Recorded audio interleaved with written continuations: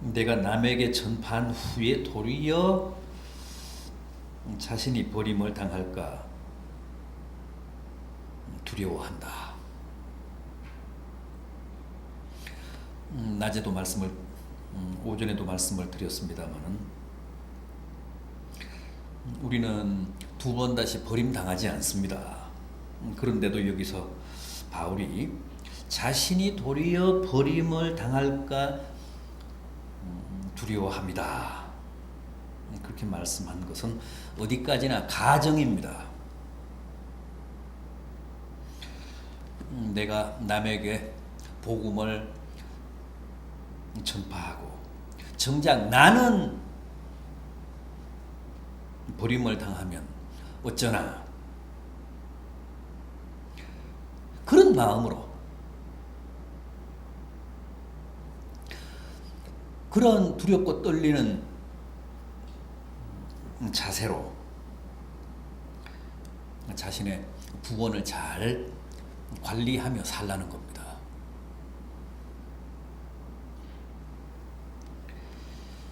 우리는 한번 구원받았기 때문에 두 번 다시 버림당할 일은 없지만 그럼에도 불구하고 내가 버림을 당하면 어쩌나 하는 두려운 마음으로 늘 근신하며 살라는 겁니다. 우리 그리스도인들에게 꼭 필요한 몇 가지가 있습니다. 그리스도인들의 필수, 그리스도인들이 늘 가져야 할 필수. 오늘 이런 제목으로 몇 가지만 짚어보도록 하겠습니다. 자신의 몸을 치면서까지 또 내가 얻은 구원을 상실하면 어쩌나 하는 두려움을 가지고 항상 잘 관리하고 챙겨서 살아가야 할 몇 가지 요소. 첫째는 구원의 확신입니다.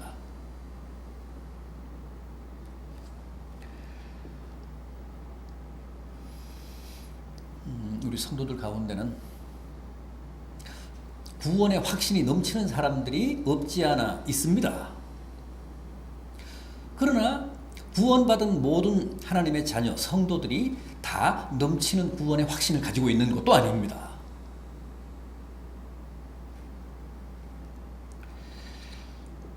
구원의 확신은 없는 것보다 있는 게 낫습니다. 구원의 확신이 있으면 신앙생활에 힘이 있습니다.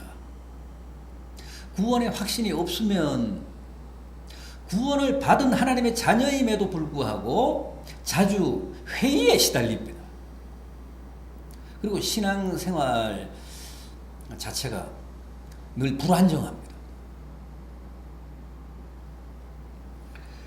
구원파가 왜 구원파입니까? 구원파들은 자기들이 구원파라고 그러지 않습니다. 원래는 복음 침례회, 대한 예수교 침례회, 기독교 복음 침례회, 그게 이제 교단명인데 우리는 그들을 보고 구원파라고 합니다. 왜냐하면 그 사람들은 전도할 때 당신 구원 받았습니까? 그렇게 시작을 합니다. 당신 구원 받았습니까? 그러면 사람들이 확신이 넘쳐서 네, 구원 받았습니다 그러는 사람도 물론 있을 수 있는데 대개는 그렇게 말을 못합니다. 그런 구원의 확신이 없거든요. 그래서 머뭇거리면 당신 구원 못 받았다 그럽니다. 구원받은 사람이 어떻게 구원받은 확신이 없는가? 구원받은 사람이 어떻게 자기가 구원받았는지 안 받았는지를 모르는가? 거기서부터 시작을 합니다. 그러니까 대개가 다 넘어간다는 거예요.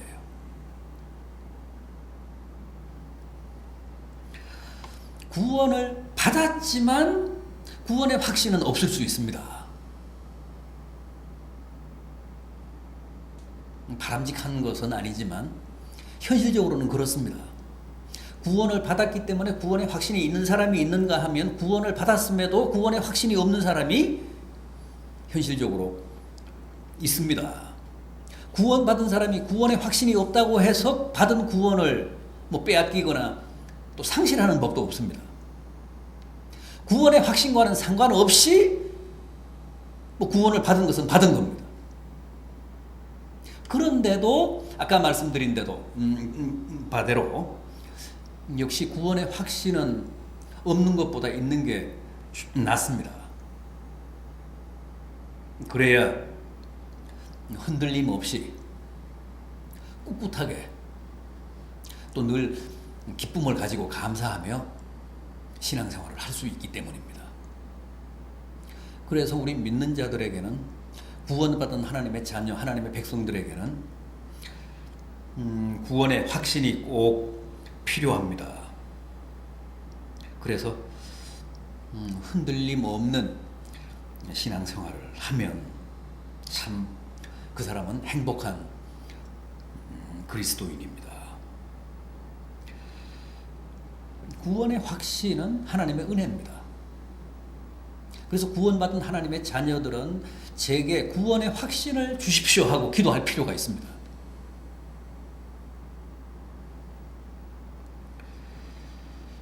여러분, 올해는 우리가 구원받은 것은 확실하니까 기왕이면 구원의 확신을 달라고 기도하며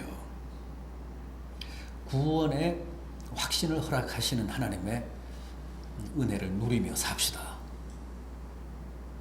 그래서 좀 기운찬 신앙생활, 흔들림이 없고 언제나 감사와 기쁨이 충만한 신앙생활을 하실 수 있기를 바랍니다. 구원파 신도들은 기쁨이 넘칩니다. 확신이 넘칩니다. 왜 그럴까요? 자기가 구원받았다는 확신이 있어서 그렇습니다. 자기 체면이든 성령이 아니라 다른 엉뚱한 영이 준 것이든 어쨌든 그 사람들에게는 누구에게나 구원의 확신이 넘칩니다. 그래서 얼마나 그 사람들은 기쁜지 몰라요.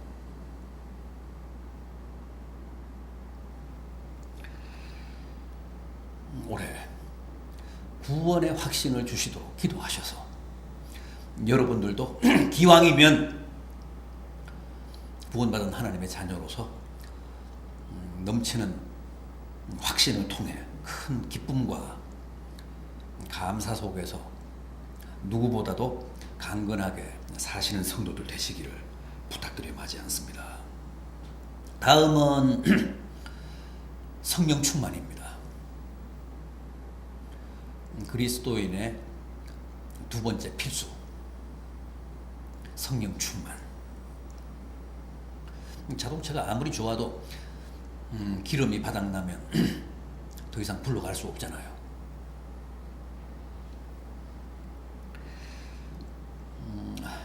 기름이 탱크에 조금 남아있는 상태여도 참 불안합니다. 아슬아슬하잖아요. 언제 차가 설지 모르니까. 그러나 기름이 가득 차면 전혀 불안하지 않습니다. 어디든 갈 수 있습니다.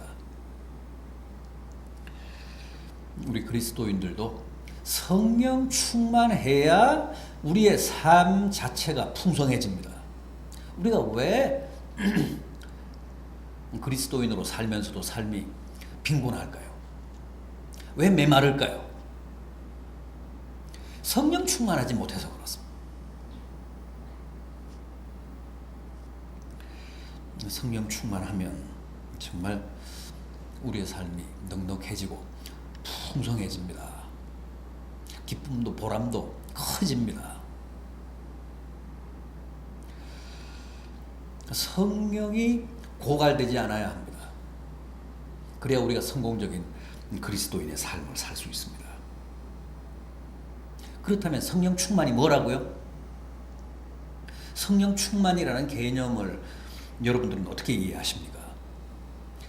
성령의 정도를 뜻하는 물량적인 개념이 아니라고 했죠. 성령을 양적으로 이해해서 많이 받는 게 성령 충만이 아니고, 내 안에 계신 성령께 내가 얼마나 순종하며 복종하며 사는가 하는 그 나의 복종 지수, 성령에 대한 나의 순종 지수를 뜻한다고 했습니다. 그래서 성령 충만은 은혜나 은사가 아닙니다.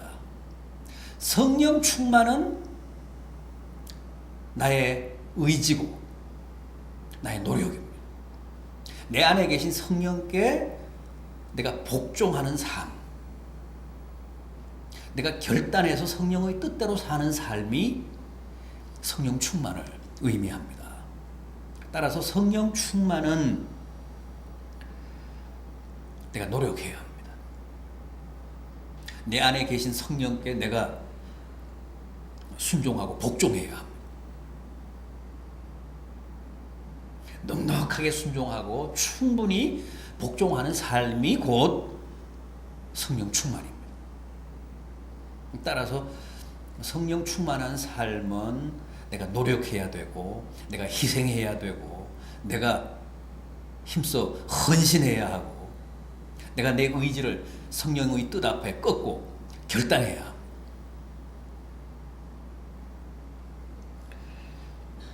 그러면 내 삶이 보다 넉넉해집니다. 풍성해집니다.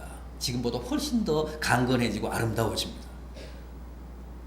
그래서 우리는 반드시 성령 충만해야 합니다. 누구나 성령 충만할 수 있습니다. 선택된 사람들만, 소수만 성령 충만할 수 있는 게 아닙니다. 믿는 자 안에는 다 성령이 계시잖아요. 예민한 영혼의 촉각으로 내 안에 계신 성령의 계시와 성령의 감동에 그때그때 내가 결단하며 복종하면 내 삶이 성령 충만한 삶이 된다는 거예요. 내 안에 계신 성령의 역사나 계시에 무심하게 살면 절대 성령 충만할 수 없습니다. 투명한 영성으로 내 안에 계신 성령과 부단히 교감하며 살면 성령 충만한 삶이 된다는 거예요. 그런 그리스도인의 삶이 가장 행복하다는 겁니다. 늘 말씀드리듯이 지금은 성령의 계절입니다. 성령 시대입니다.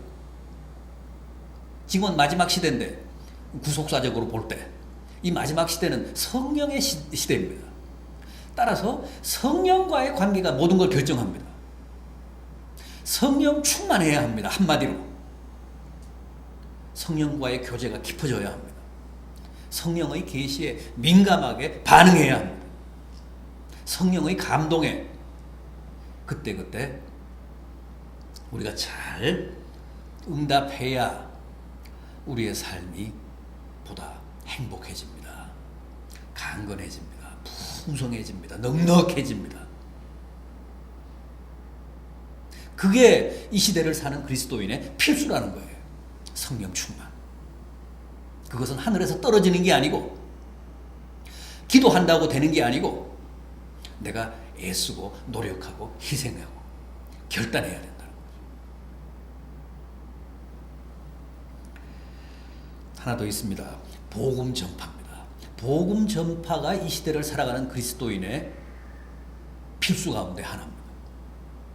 필수 과목 가운데 하나입니다. 선택 과목이 아닙니다. 필수 과목입니다.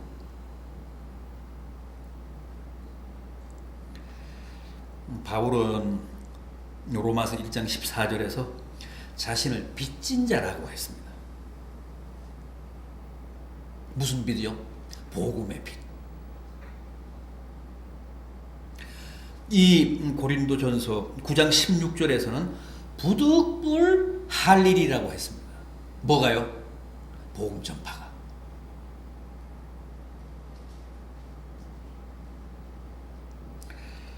바울이 말한 빚, 복음의 빚, 부득불 해야 할 숙제, 복음 전파.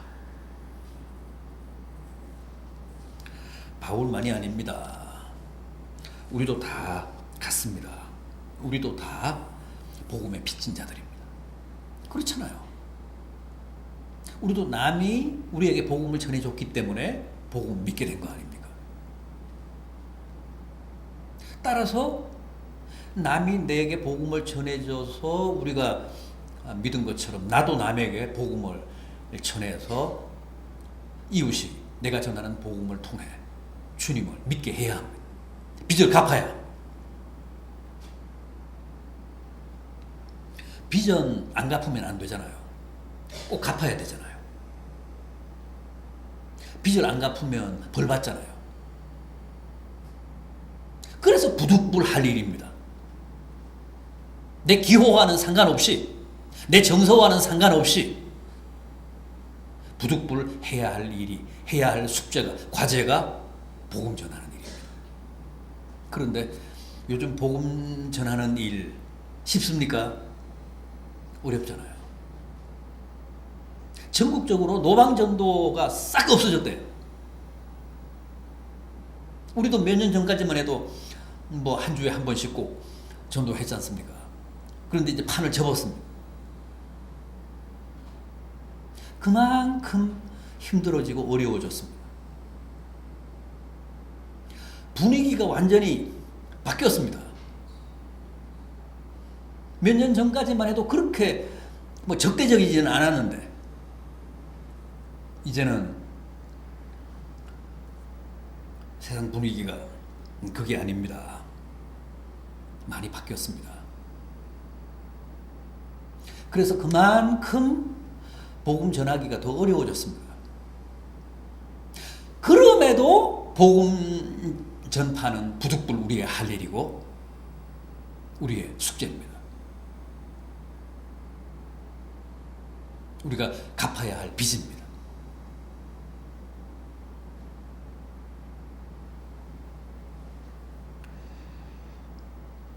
가족 가운데 아직 주님을 모르는 사람이 있으면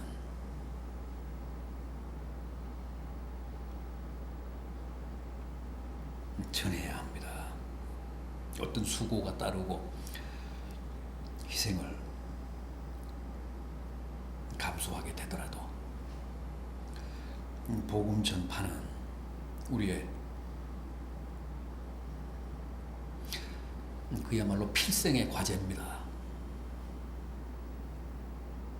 빚이라고 생각하고 부득불할 숙제라고 생각하고 세상 분위기가 아무리 바뀌었다고 해도 꼭 해야 합니다.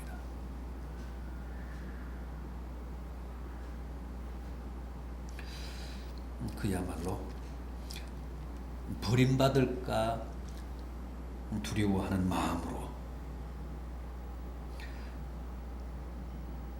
기회가 주어질 때마다 힘껏 수행해야 하는 게 바로 복음의 빛, 신앙의 빛, 구원의 빛, 이 전도라는 것, 복음 전파라는 것 잊지 마시기를 바랍니다. 이제 세상이 바뀌었으니까, 세상 분위기가 달라졌으니까 복음을 전하지 않아도 된다. 그게 아니고 더 큰 어려움과 희생을 감수하는 한이 있어도 내가 꼭 갚아야 할 이 복음의 빚을 갚겠다는 심정으로 사셔야 합니다. 그래서 우리가 각자 다 죽기 전에 몇 건씩 해야 합니다. 그래야 주님 얼굴 제대로 뵐 수 있습니다.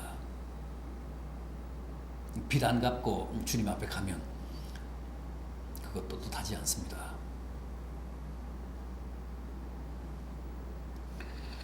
우리가 할 수 있는 최선을 다해 우리가 갚아야 할 빚을 힘껏 갚는